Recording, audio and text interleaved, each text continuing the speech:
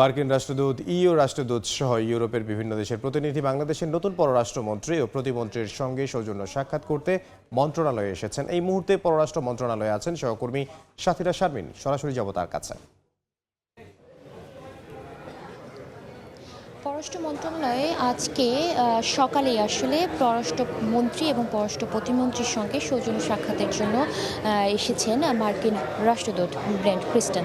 ঢাকায় নিযুক্ত মার্কিন রাষ্ট্রদূত আসলে দ্বিপাক্ষিক সম্পর্ক সহ দুই দেশের যে পারস্পরিক সম্পর্ক রয়েছে তা নিয়ে তারা বৈঠক করবেন এবং বৈঠকের পরে গণমাধ্যমে যদি কথা বলেন তাহলে আমরা বিস্তারিত জানতে পারবো। এছাড়া মন্ত্রণালয়ের পক্ষ থেকেও হয়তো আমাদেরকে জানানো হবে আসলে কি কি বিষয় নিয়ে আলোচনা হয়েছে। বেশ কিছু বিষয় আলোচনা আগে থেকেই আমরা শুনছি। সেটি হচ্ছে যে আমরা জানি মার্কিন প্রেসিডেন্ট ডোনাল্ড ট্রাম্প চিঠি লিখেছিলেন নবনির্বাচিত প্রধানমন্ত্রী তারেক রহমানকে। সেই চিঠিতে তিনি বেশ কিছু বিষয়ের উল্লেখ করেছিলেন।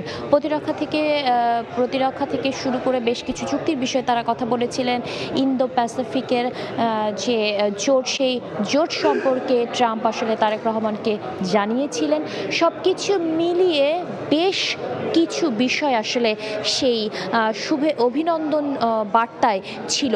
তো মার্কিন যুক্তরাষ্ট্রের যে নিযুক্ত যে রাষ্ট্রদূত, সেই রাষ্ট্রদূত আসলে পররাষ্ট্রমন্ত্রী এবং পররাষ্ট্র প্রতিমন্ত্রীকে যে বার্তাগুলো দিবেন, যে বিষয়ে তারা আলোচনা করবেন, সেই বিষয়গুলো আসলে কয়েক ঘন্টার মধ্যে আমরা হয়তো জানিয়ে দিতে পারবো আপনাদেরকে।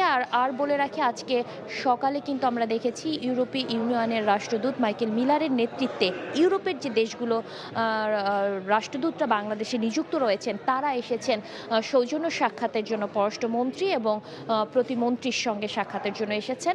তারা কিছুক্ষণ আগেই আসলে উপরে গিয়েছেন।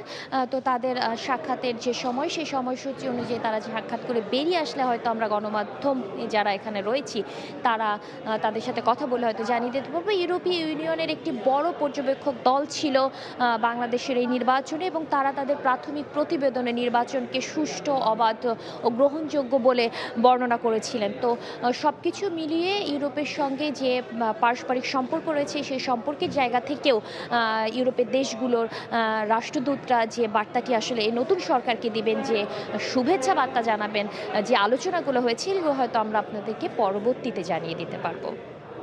নিশ্চয়ই। পররাষ্ট্র মন্ত্রণালয় থেকে সহকর্মী সাথীরা শারমিন।